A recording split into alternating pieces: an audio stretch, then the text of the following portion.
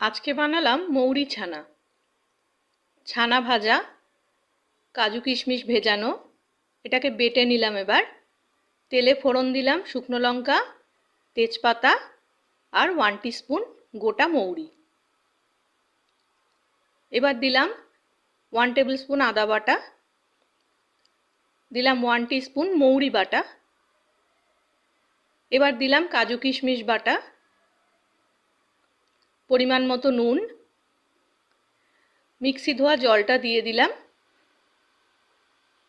এবার দিলাম মটরশুঁটি 1 কাপ মতো, ঢাকা দিলাম 5 মিনিটের জন্য। 5 মিনিট পরে দিয়ে দিলাম 1 কাপ ঈষদ উষ্ণ দুধ। এবার দিলাম ছানা ভাজা, পরিমাণ মতো মিষ্টি দিলাম, দিয়ে মৌরি গুঁড়ো দিলাম।